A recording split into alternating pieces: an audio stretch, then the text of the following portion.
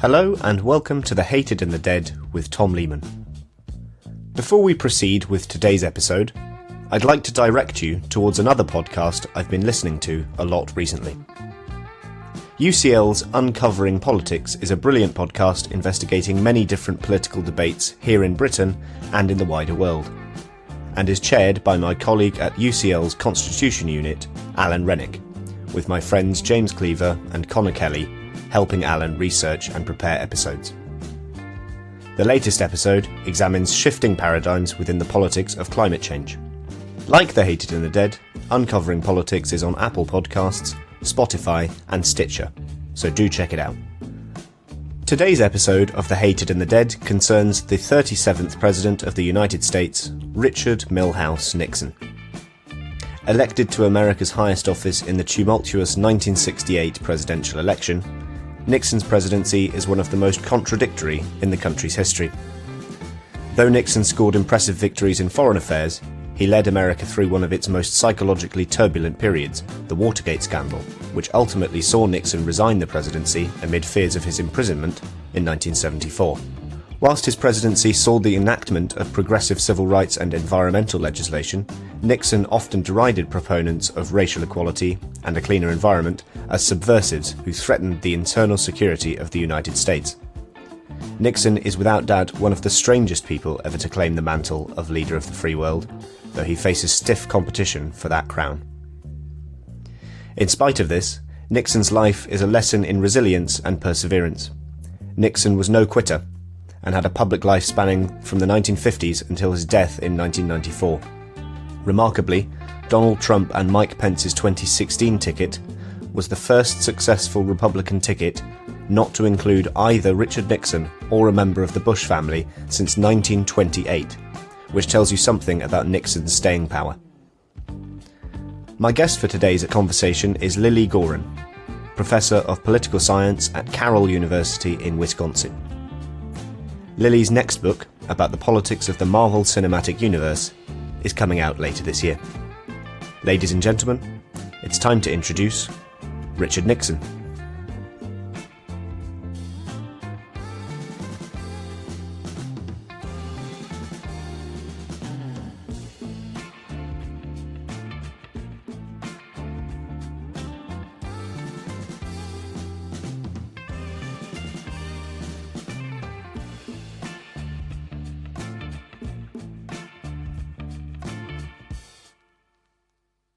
Hi Lily, how are you?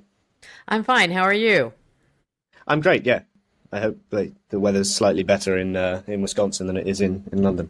Today is a beautiful day here in Wisconsin, so glad to hear it.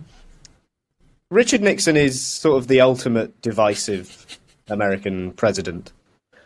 He split opinion before his time in office. He was president between 1969 and 1974. He split opinion whilst he was in office, and he still splits opinion today. I want to open with one of the more famous quotes of his political career. I'm just going to read it. He said, "I leave you, gentlemen, now, and you will write it. You will interpret, and that's your right. But as I leave you, I want to know, just think how much you're going to be missing. You won't have Nixon to kick around anymore, because, gentlemen, this is my last press conference." Nixon said those words in 1962.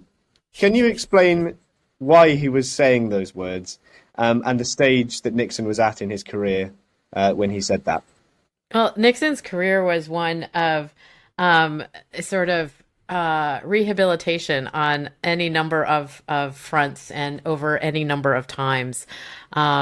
And in 1962, I believe that particular "you won't have Nixon to kick around anymore" was in relation to a lost gubernatorial race in California, when he was running against Jerry Brown Sr., I believe.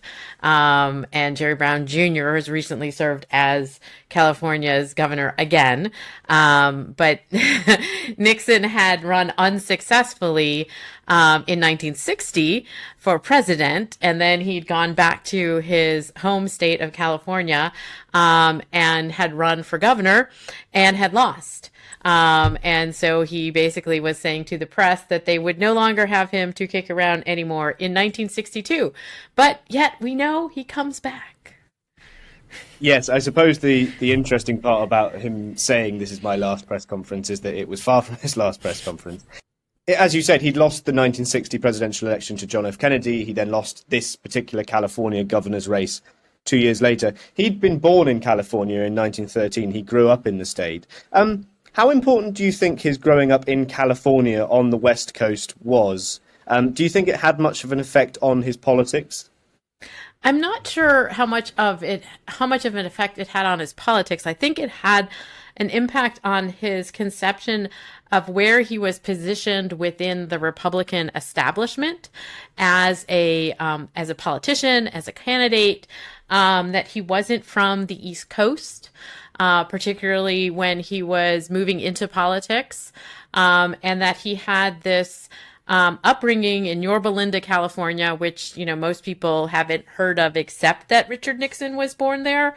So it wasn't as if he was coming from Los Angeles or San Diego or Sacramento. And so I think that his experience growing up in California was one where he was very active in politics. And when I tell my students, California is the heart of the Republican Party, they're like, what? And I said, well, who are the presidents who have come from California? Richard Nixon and Ronald Reagan. And they are, of course, befuddled by our current concept of California politics. But in Nixon's time, of course, the West was fairly Republican, and he was part of that kind of approach to politics that was coming out of the sort of western part of the United States, which was still a bit of the frontier in a certain sense. There's so much that's controversial about Nixon. I've sort of organised this episode in a slightly different way, which is why I've come in at this what seems like a fairly important point in Nixon's career, which is probably his low point, or one of them, 1962. The Democrats were in the White House at the time from 1961 until 1969, first under John F. Kennedy, who was, of course, assassinated in 1963, and then under Lyndon Johnson, who was elected president in a landslide in 1964. I suppose the two issues that dominated Johnson's presidency were civil rights on the kind of domestic front and the war in Vietnam in terms of foreign policy. Those two issues, I think, they help to explain the re-emergence of Richard Nixon onto the political stage in the later part of the 1960s. What was Nixon doing during the Johnson presidency? He was essentially licking his wounds in a certain sense. And I would add on, if we are thinking about the sort of Kennedy-Johnson years and administration, particularly the Johnson period, not only civil rights in Vietnam, which are very important, but also Johnson's push with regard to the Great Society and a lot of the social welfare policies and regulations that were part of the Great Society, which was to some degree to eradicate poverty in the United States and so forth. And so Nixon had been in the Eisenhower administration, which had preceded the Kennedy and Johnson years. So he had been vice president for 8 years. So he had this experience. He of course had been elected to the House and the Senate before he was vice president. And during his periods also at that point, he was involved in a lot of the anti-communist pursuits.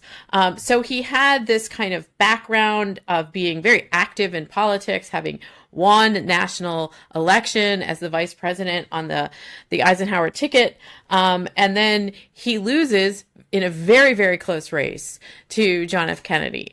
And, of course, there's a lot of discussion about if you watch the debates or if you listen to the debates on the radio, who you thought won because of the physical presentation of Kennedy versus Nixon versus the audio presentation of Kennedy versus Nixon.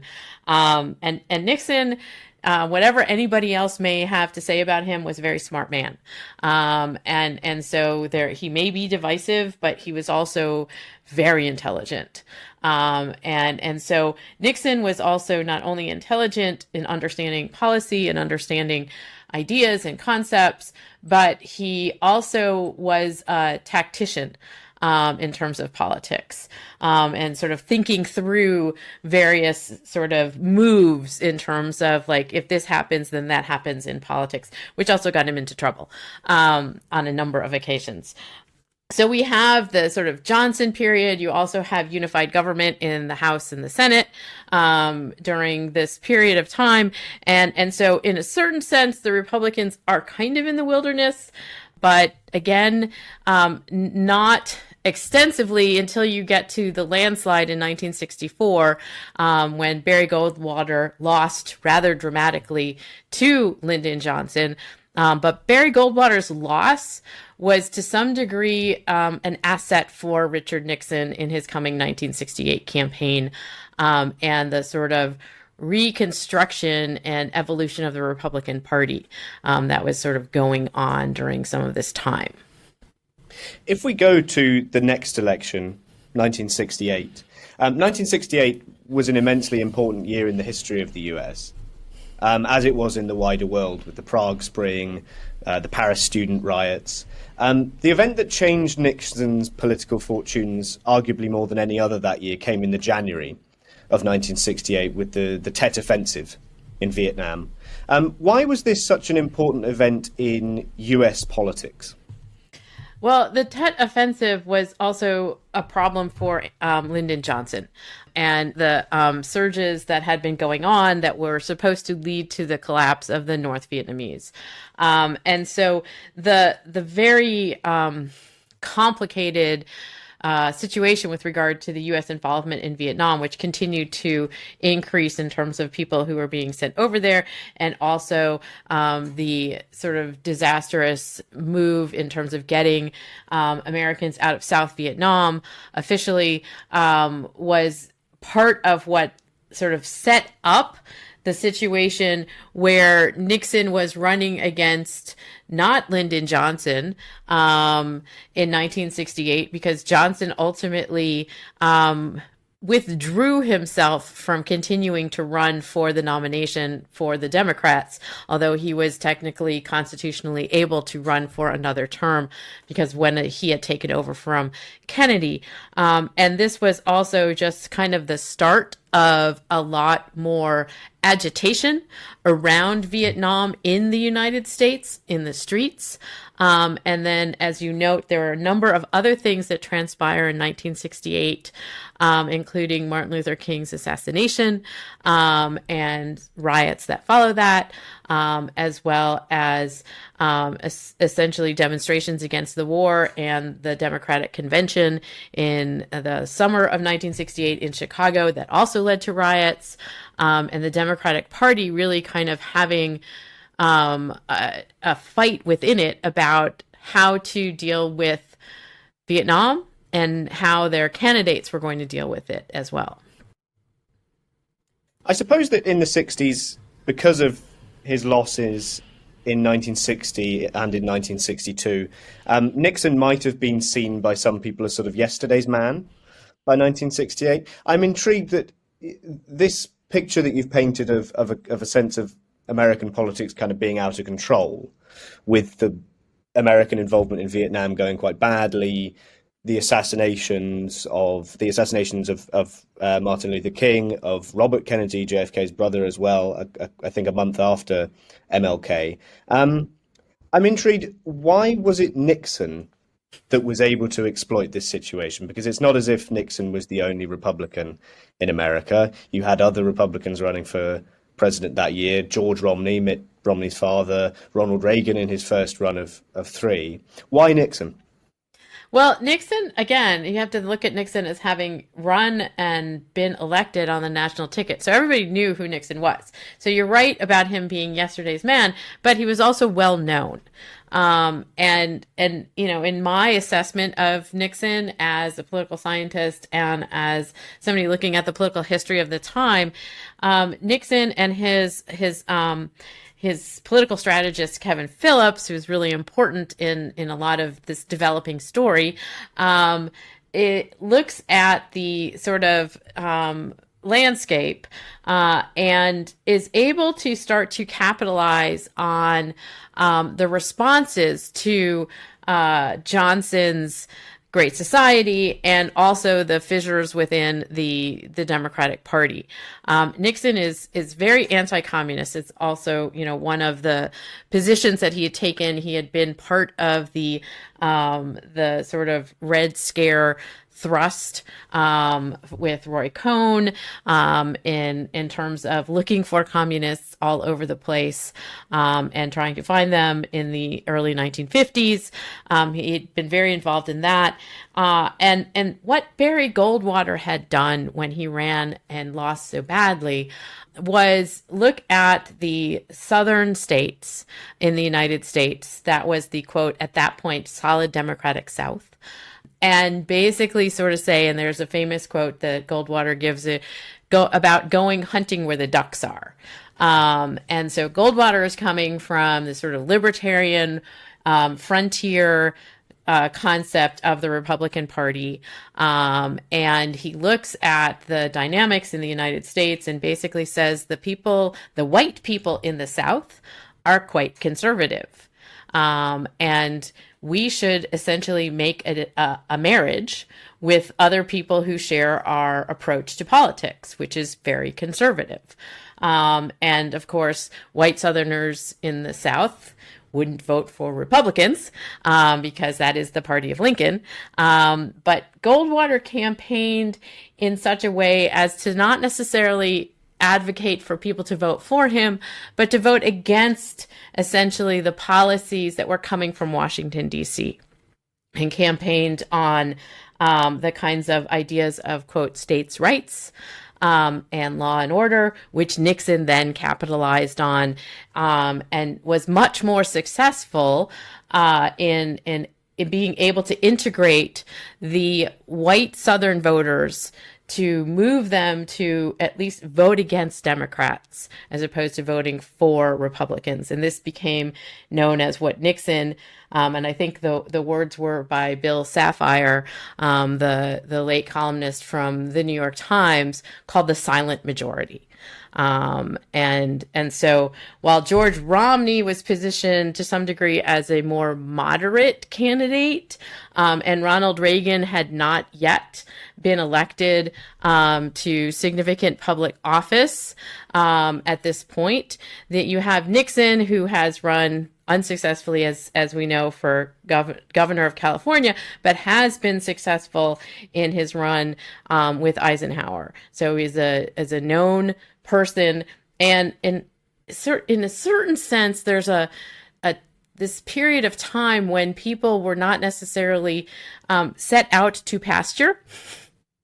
Even though he said he wouldn't have Nixon to kick around anymore in 1962, that, he was not necessarily done in politics, and politics was not necessarily done with Richard Nixon. Nixon ended up winning the 1968 presidential election against Johnson's vice president, Hubert Humphrey. To some extent, the idea of Southerners it wasn't that Southerners were voting for Republicans, but they weren't voting for the Democrats. That brought out to be true because most of the Southern states didn't vote for Nixon. They ended up voting for George Wallace, who was a sort of third-party populist candidate. But that was enough to tip the balance in favor of Nixon in the end. He became president on January the 20th, 1969. The biggest issue he faced when he came in was the war in Vietnam, which was ongoing. There were still American troops in Vietnam. What did he want to do about Vietnam upon entering office? And this is when I was just talking about Nixon this semester with my students in a class on the presidency.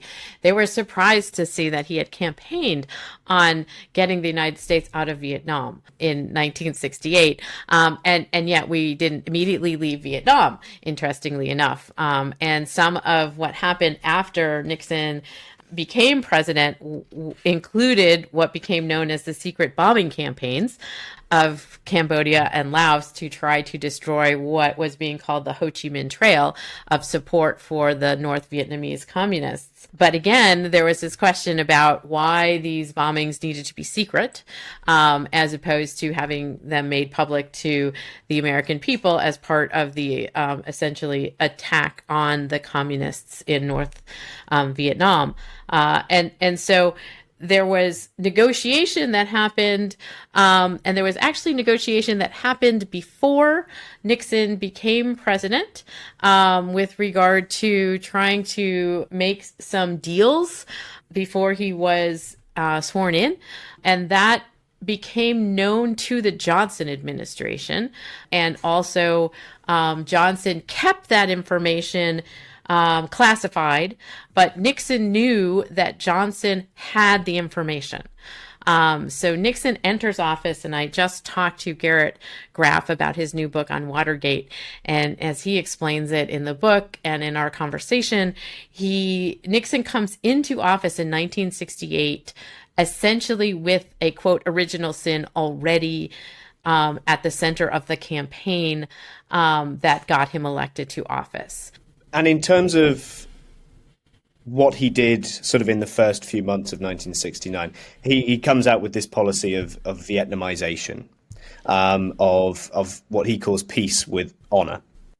The war in Vietnam was kind of a flashpoint of the wider Cold War, the confrontation between a capitalist West led by the United States and the communist East led by the Soviet Union.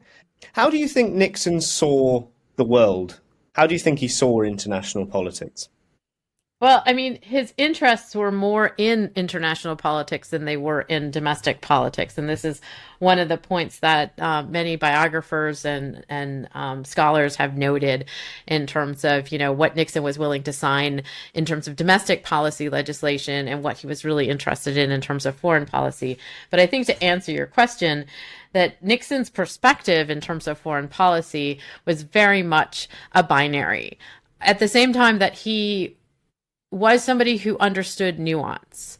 And so while there is, sort of the casting of the Soviet Union and communism as evil and destructive, and again, he was going after communists in the 1950s who were supposedly in the State Department and had infiltrated the federal government, that he at the same time wanted to negotiate deals with I would say our enemies, or those who were opposed to Western ideas, capitalism and democracy, because we're talking about the Soviet Union and most of the countries that were in the Soviet sphere and the Warsaw Pact. It was not just that they were communist economically, it was also that they were totalitarian regimes.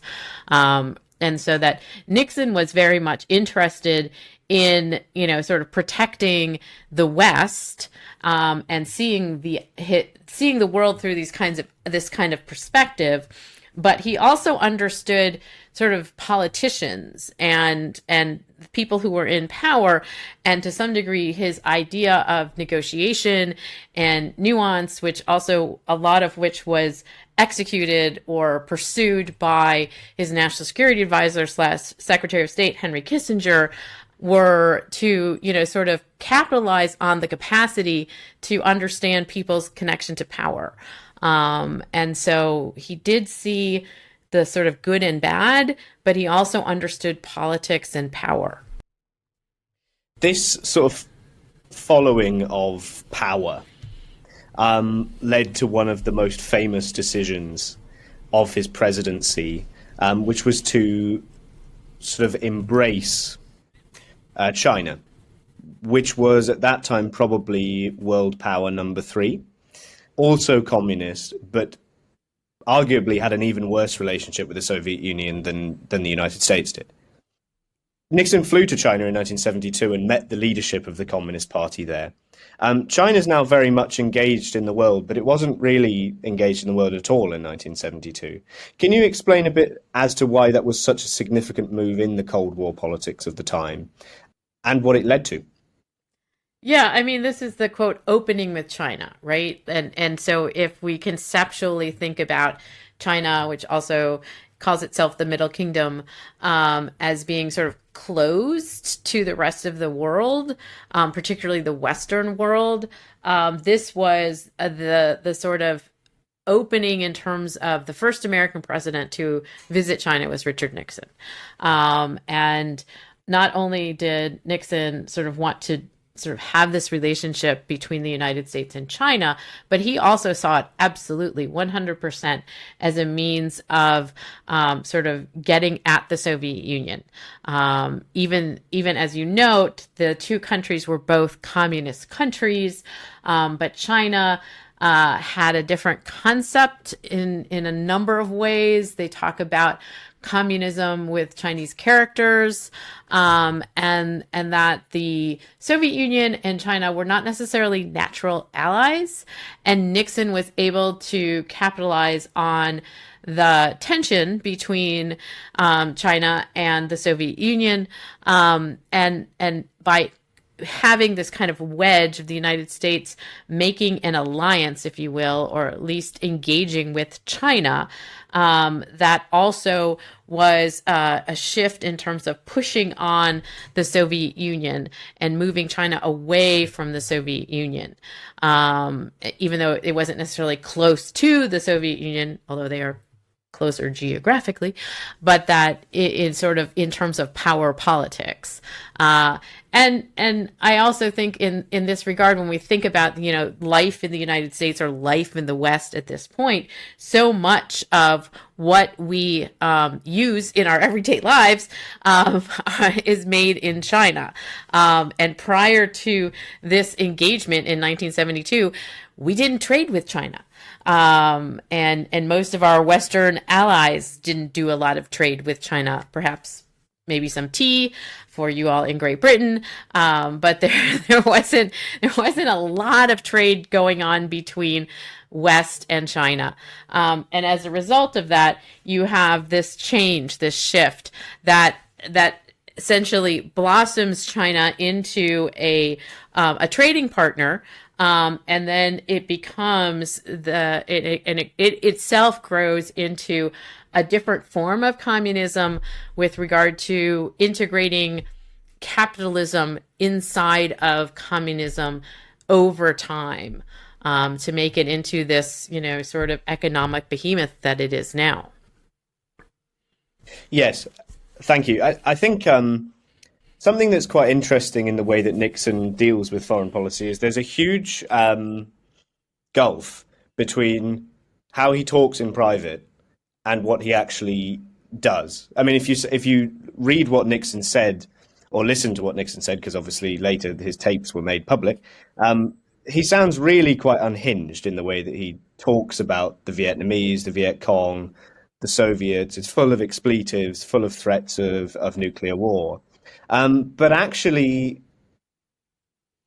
his strategy of bringing China closer to the Soviet Union did lead to the Soviet Union becoming much more willing to sort of extend their own overtures to the Americans, and did lead to a more peaceful relationship with the Soviet Union during his time.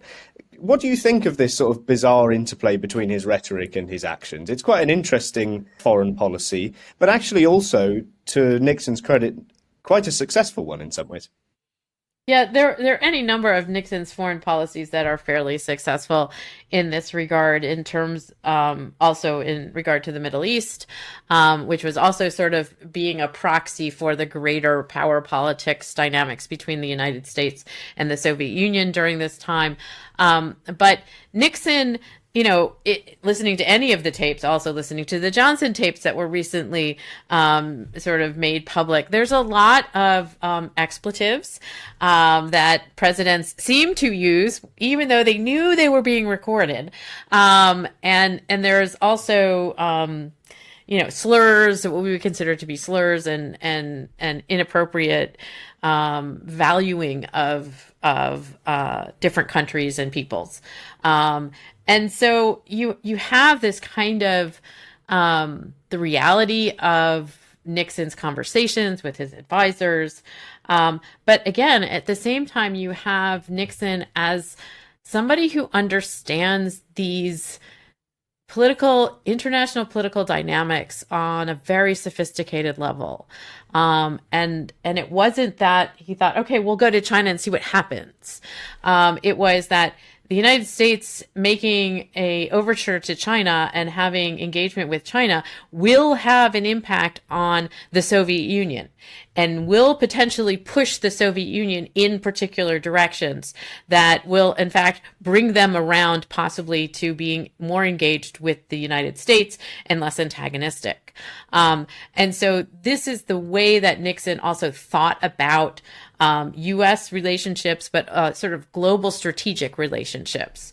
That there is always this, sort of the way that, I don't want to say Machiavellian in terms of bad qualities, but the way that Machiavelli talks about how do you understand how countries operate with one another, where their weaknesses are, where their strengths are, and what you as a leader, or for Machiavelli's comments, you as a prince, can sort of understand and take from your sort of perspective at a much grander level. And so, yes, communism was considered bad and our enemy, but that doesn't necessarily mean that we can't work with communists.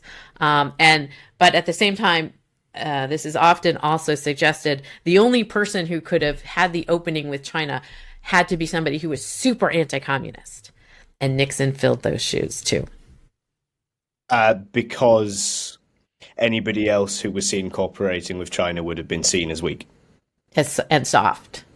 Yeah. Yeah. I think what you're describing essentially in international relations talk is the work of a realist, right? Right. I mean, it's worth noting that he wasn't John Lennon. I mean, the bombing and invasion of Cambodia that started sort of in the early 70s was extraordinarily violent. I think that Nixon ordered the dropping of more bombs than all of the sides that had dropped bombs in World War II. If we turn to Nixon's domestic presidency, this is the other side of the coin, but as you've alluded to, it's a side of the coin that I think that Nixon devoted much less time to. But the sort of divisions that we see in American politics in the modern era, it could be said, I think, emerged in the Nixon era, really. The intense polarization, protests spilling over into rioting and violence, and this idea that the president is kind of shielding ordinary Americans from a sort of internal enemy, the left. These all tie Nixon and Trump together. Can you go into Nixon's paranoia over what he saw as domestic conspiracies against him? Because I don't think you can really understand Nixon without considering that. Many, many years ago, I was teaching Nixon at the same time that I was teaching in a politics and literature course, Richard III. And if you ever want to really understand Nixon, I would say read Richard III or see a production of it, because the connections are extremely clear in terms of sort of having acquired power and really being concerned about how it might be taken away, and who's out to get you. And obviously Richard is a more complicated character that Shakespeare is basing on some historical record and inaccuracies, but that Richard Nixon, in a certain sense, from the beginning of his political engagement, always saw himself as an outsider. He was an outsider in politics, and he was an outsider in the Republican Party. He was an outsider in the Republican establishment. I mean, and I'm not going to get into the sort of psychological makeup of who Richard Nixon was, because I am not a psychological scholar in that regard. But Nixon, never felt like the people around him who were part of this establishment, and in his mind, a kind of imagined establishment that he was not part of. He hadn't gone to Harvard. He hadn't gone to Yale. He was from California. He wasn't from New York or the East Coast. And so this feeds into it, as well as his time when he was running to be the nominee with Eisenhower. And there were critiques made of him and accusations made with regard to essentially improper use of funds, And he made a very famous speech. This is the so-called Checkers speech in 1952 to essentially say that he had not used any money inappropriately, and if he had, he would give it all back except for the gift of his dog Checkers that had been named by his daughters.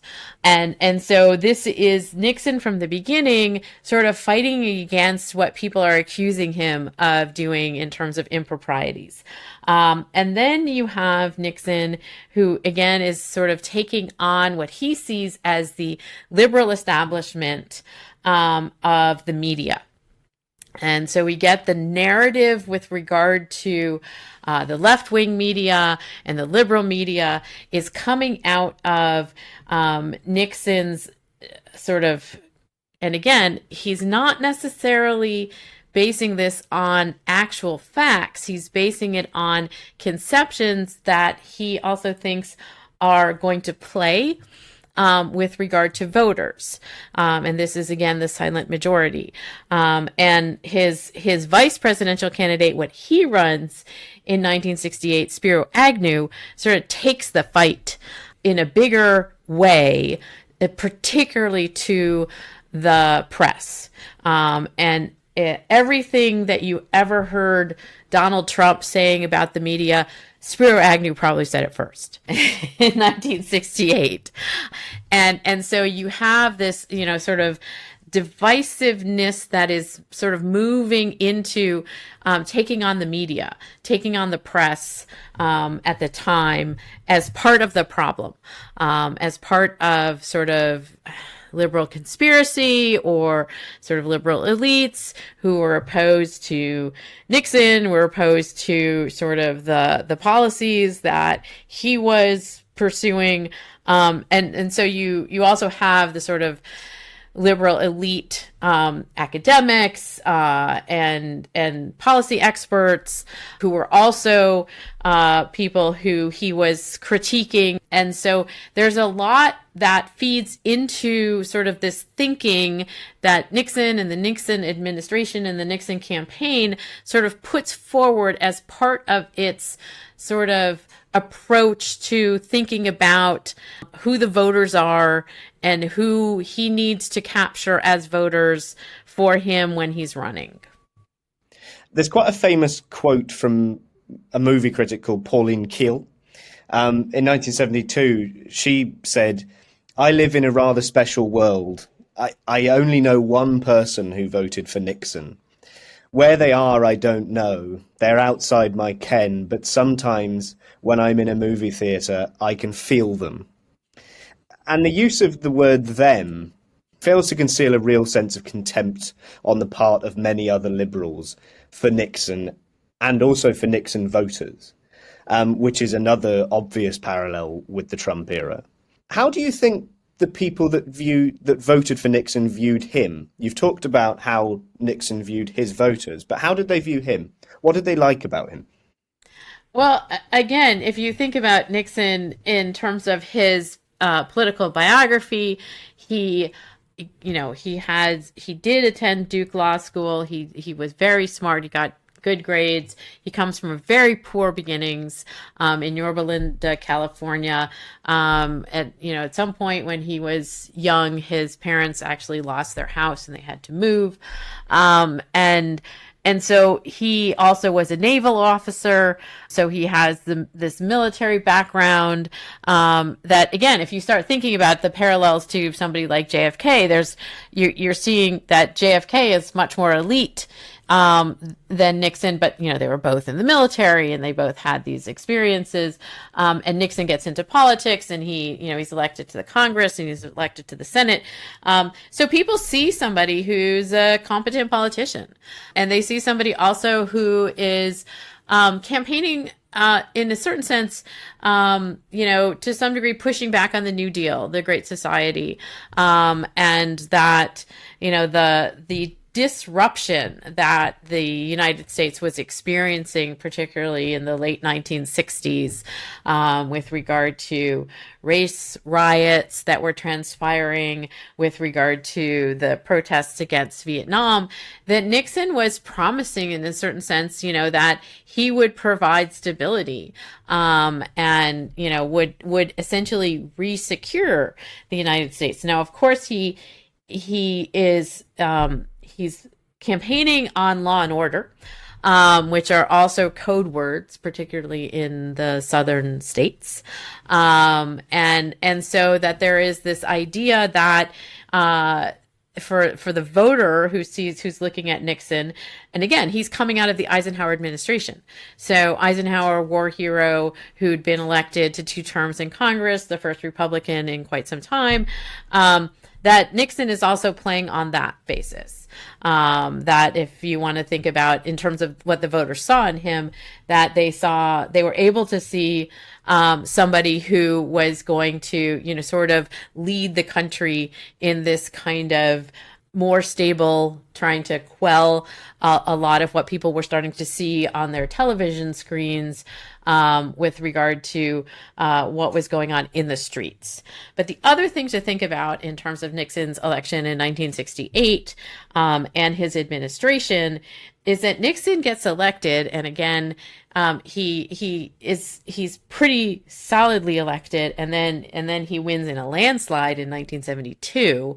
He is confronted with what we now know as our sort of regular situation, but he's the first president to have essentially a divided government. So the folks in the House and the Senate are all Democrats. The majorities in both the House and the Senate and the federal level are Democrats, and Nixon is a Republican.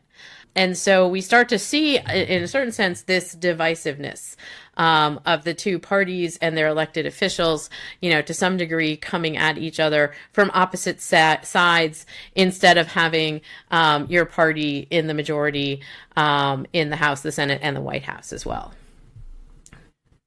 I mean, even though he was sort of seen as safeguarding the country against the left by the people who voted for him, and he was seen as a figure of stability, one of the intriguing things about Nixon's domestic goings-on was that they weren't that conservative, even by the standards of the day in some ways. He desegregated America's schools, he set up the Environmental Protection Agency, he signed the Clean Air Act, but he also showed great resentment at doing those things even as he was doing them. I've seen quotes attributed to him before saying things like, "I can't believe I'm doing anything for the left, for the environmentalists, we shouldn't be doing anything for these N-words," really often quite violent racist language.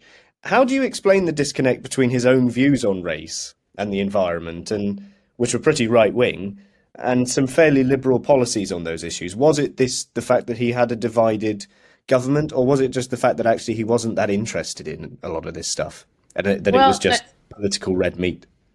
I think it's a little bit of both, in that he does have a Congress that is not in his hands.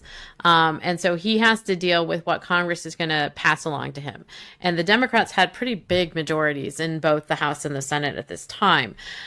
So he didn't, he wasn't looking at a 50-50 Senate as we have right now, and have had, essentially really close Senates for a long time.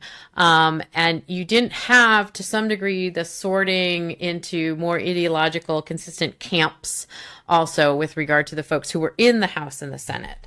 And so one of the things that, he's often said about, signing the EPA into existence and signing Title IX, is that he signed what Congress gave him because if he didn't, then they would push a more extreme version of it, and that would and they would be able to override a veto. And so he saw himself, in a certain sense, as standing athwart more liberal policies, by, sort of taking what Congress passed along to him, and while not necessarily supporting it himself, not really having a recourse, because he kind of sort of saw strategically one way or another something like this is going to be put into effect. Do we have a more moderate version of it, or do we have something that's more extreme or more, shall we say, liberal? And so that was part of it. And he wasn't that interested in these policies. And so he didn't necessarily spend a lot of time negotiating with Congress on these policies, working with Congress on these policies. He sort of knew that they were going to come and that he could sign them or veto them. But he wasn't sort of crafting a sort of working relationship over something like the Clean Air Act with Congress. Let's move to Watergate. For the uninitiated, what happened in the Watergate buildings during the 1972 election? The Watergate buildings were housing the Democratic National Committee headquarters at the time. And the so-called plumbers had done this in a couple other places. They'd broken into Daniel Ellsberg's psychiatrist's office to bug his psychiatrist's office. And Ellsberg was responsible for exposing the Pentagon Papers with regard to what the United States was actually doing in Vietnam, as opposed to what we had been told we were doing in Vietnam. And so what you have going on in the Watergate is essentially this plot again of going into the Democratic National Committee headquarters, possibly looking for incriminating evidence with regard to candidates, but also setting up bugging, sort of recording capacity to find out what the strategies were. And of course, what happened was the security guard in the Watergate building, which was new at the time, found that there was tape over some of the locks so that you could get in and out. And he sort of followed that up. And so the so-called plumbers, who were led by G. Gordon Liddy and Howard Hunt, I believe, that they were sort of caught in doing whatever the things that they were doing inside the Democratic National Committee headquarters, and they were subsequently accused of breaking in, the famous break-in, and then sort of what transpired next with regard to like who was paying them, which is also part of the connection back to the sort of Nixon White House, as well as famously, and I love to tell my students this, the committee to re-elect the president. And if you use the acronym, it is actually CREEP. And so whenever I put that on the board, my students actually do laugh because I sort of like, this is kind of funny. And so the committee to re-elect the president had a lot of cash. And this is also where we end up in the United States with the evolution of our campaign finance laws that come out of the Watergate break-in, and as well as contribution laws, because part of it was, where did the money come from? And there was some discussion about if it had come from foreign entities, and nobody was keeping track of where the money was coming from, and so forth. So that's essentially just a really brief on the specific Watergate break-in, but the Watergate break-in was not the only one. To cut a sort of long story short on what happened next, the break-in and the fact that Nixon had basically ordered a break-in in order to find out Democratic Party strategy was eventually uncovered by journalists Bob Woodward and Carl Bernstein at the Washington Post. And it led to Nixon eventually having to resign from the presidency in August 1974. Basically, if he hadn't resigned, he would have very likely been impeached from office. Could he have ever survived Watergate, do you think? Well, this is famously also what the late Roger Ailes said, if there had been a sort of non-liberal media, then Nixon could have survived the impeachment. But it's not just the impeachment, because, in my lifetime now, I have experienced 3 impeachments and 1 move to impeachment, because Nixon was never impeached. But they were preparing the impeachment in the House of Representatives at the time that he chose to resign. And one of the reasons he chose to resign was because a delegation of Republican senators came to Nixon and said, not only are you going to get impeached in the House, but there are enough votes to convict you in the Senate. And you're going to be the first president to ever get convicted in an impeachment. And then and then there may be criminal charges that follow from that. So what we've seen in the Clinton impeachment and the 2 Trump impeachments is that they have the 2 presidents have been impeached, but in no time were they convicted.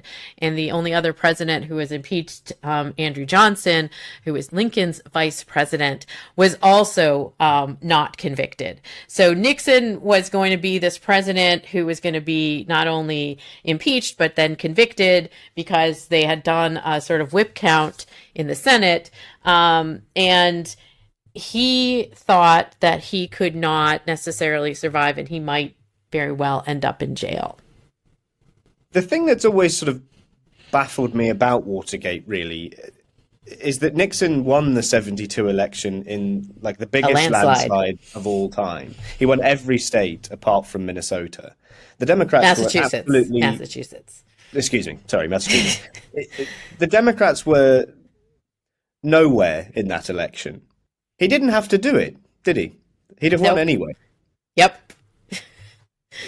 So this was just pure paranoia. There was not really any electoral advantage in him doing this. This is the ultimate show of what a paranoid, to use your word, creep Nixon was. I didn't say he was a creep. I said that the committee to re-elect the president. No, but certainly there's titled creep. At least some of that is some of why that's amusing is that Nixon was a bit of a creep in himself. Yeah, and so it is a strange sort of situation where you see that he won. He didn't want to by a huge margin in 68, but he won a solid victory. He had lost by a very slim margin in 1960 against Kennedy, and there's a lot of discussion about whether or not there was, some crafty things going on in a couple states with regard to the votes there, because it was very slim majority in a couple of states for Kennedy in 1960. But in 1968, Nixon wins, and he has a fairly successful first term, and so moving into the re-election season, no, it probably was not at all necessary to bug the Democratic campaign headquarters to find out what they were talking about strategically or otherwise in order to win re-election. And yet he not only okayed that, or was involved in the process that said this was fine, but sort of, again, there are other things that the Nixon administration is doing that are scandalous. And building on that, you have Spiro Agnew, the vice president, who is involved in a completely separate bribery scandal that had been going on since his days as governor of Maryland, that he continued while he was vice president. And the Justice Department is bringing charges against Spiro Agnew, who actually makes a deal with the Justice Department, and is sort of given a very light sentence so he would leave, because there was some concern that they had the Watergate charges sort of going on one side and the Spiro Agnew charges going on another side. And if both the president and the vice president are sort of resigning or convicted of crimes, then you have this weird sort of like the Speaker of the House, who's a Democrat, becomes president. And even the Democrats were concerned about that in terms of understanding, like, would anybody take the presidency seriously by this person who wasn't elected to it, who's not the vice president or the president. And you have a lot of machinations going on in the Justice Department and elsewhere around multiple scandals. I suppose the other thing is that if you widen the lens a little bit from just political scandals, if you look at some of the other things that Nixon did when he was president, I know he was to some extent quite successful at pulling big levers in foreign policy. But if you look at the bombing of Cambodia, the killing of, some people think, millions of Cambodians, the fact that we haven't even discussed this, the fact that he scuppered a peace deal in 1968, Lyndon Johnson's peace deal, in order to help him win the presidency the first time round, because he was worried that if it looked as if the war was coming to an end, he'd lose. Compared to these things, Watergate is a pretty minor thing. I mean, what do you think it tells you about the way the presidency is looked at, and just American politics more generally, that Watergate is the thing that he's remembered for? Well, I mean, I think part of it is that something like the Chenault affair that you're talking about, the scrapped peace deal, hasn't become public until only recently. And so many Americans at the time, and even over the years, didn't necessarily know about that scandal. Not all that many people know the details about Spiro Agnew. He just kind of left office. And there was something going on there. And so, you have all these other scandals that sort of were going on, the secret bombings that were going on with regard to the Nixon administration. But that Watergate was the one that broke through to the public, in part because it was not just followed by Woodward and Bernstein. It was followed by a number of reporters from the LA Times and the New York Times that were sort of looking at the different components of what was involved in Watergate, from the campaign donations to who these people were. They were connected to the CIA, who broke into the Watergate, and should the CIA be doing stuff like that?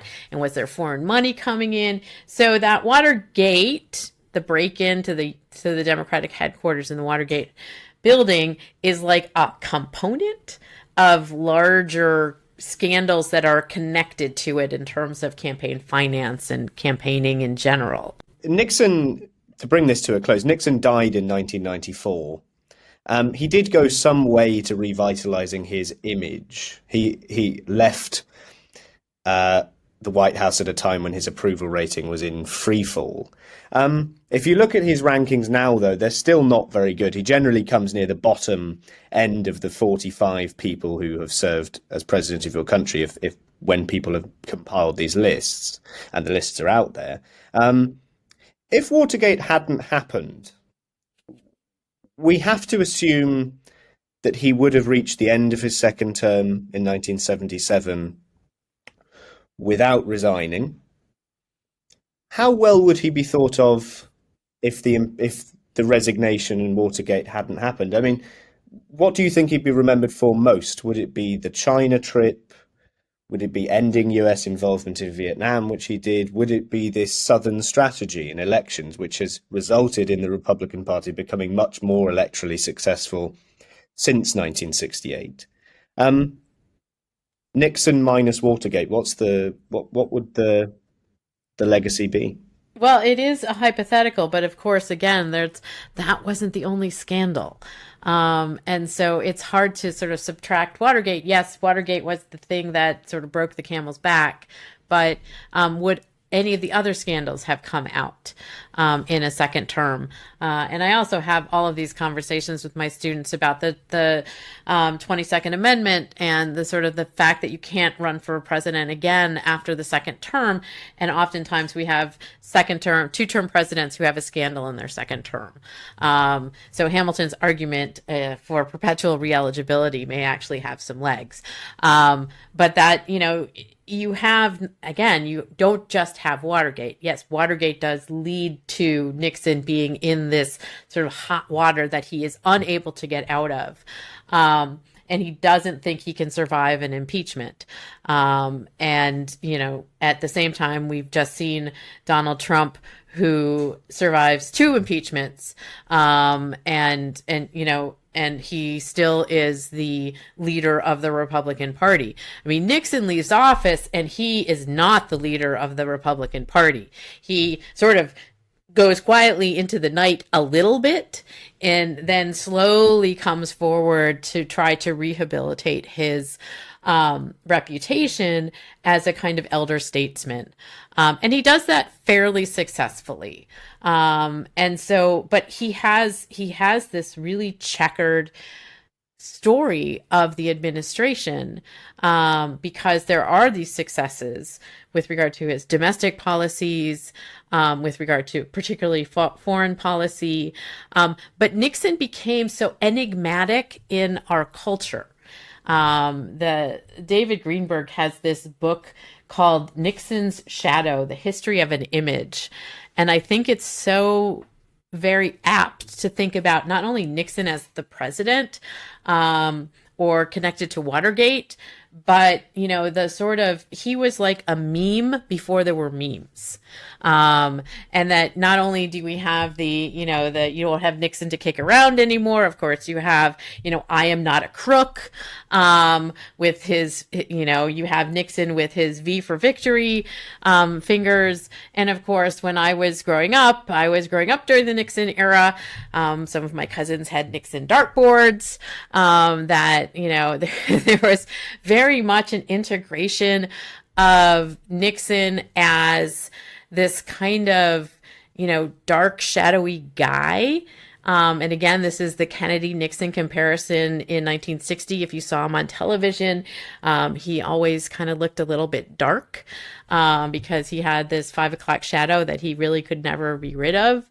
And so it's just even the projection of the image that Nixon was, that sort of comes with also his commentary on things, that he is willing to say divisive things, either in private or occasionally in public, that, he is sort of the basis for this moving and shifting within the Republican Party, and the integration of the Southern strategy, that really sort of plays on racism, and moving people who are not fond of Black people in Southern states, to sort of vote for politicians who are sort of winking and nudging and saying, I got your best interests in heart because I'm willing to sort of go in this direction. So all of that is also tagged into Nixon. It's not just, Richard Nixon as president of the United States with Watergate or without Watergate. It's also like where he sort of operated in our psyche, as television was sort of projecting images, more people had televisions, and his particular presentation of himself and who he was not a populist hero. That was not how Nixon projected himself, even though he comes from this sort of very populist, if you will, kind of background. But he was learned, and he was smart, and he was educated, and he also was a tactician and a strategist. Yeah, it's interesting how populists are often don't have these kind of very effervescent personas. Enoch Powell, I don't know if you've heard of him, the British politician who's doing a podcast on soon, is somebody quite similar and obviously a contemporary of Nixon's. Lily, thank you very much. I really enjoyed that. If people want to find out more about Nixon or more about the work that you've done about Nixon and presidential politics and gender politics more generally, I know that you've dedicated a lot of your career to that. Where can they go? Well, I have some work on the sort of gender politics and the presidency and popular culture, a book called Women in the White House, where I sort of trace the integration of women and people of color in popular culture, and then, how we ended up with Barack Obama. That book was published by University Press of Kentucky in 2012. And, in terms of Nixon Shadow, as I said, this book by David Greenberg is really excellent. And another one that I really like, and I think talks about this as well, is Reinventing Richard Nixon, a Cultural History of an American Obsession by Daniel Frick. Both of those are really good books on Nixon, not only the president, but also Nixon, kind of the idea. And so I recommend all of those. I do have a new book coming out in November on the politics of the Marvel Cinematic Universe. So anybody who has some interests in popular culture and the behemoth that is the Marvel Cinematic Universe, that will be out from the University Press of Kansas in November. Thank you, Lily. Cheers. My pleasure. Thanks for having me. Thank you for listening to The Hated and the Dead. If you've enjoyed this podcast, follow it on Spotify and Apple Podcasts, and, for good measure, leave us a review. You can also follow The Hated and the Dead on Twitter, Instagram, and Facebook, so you never miss new content.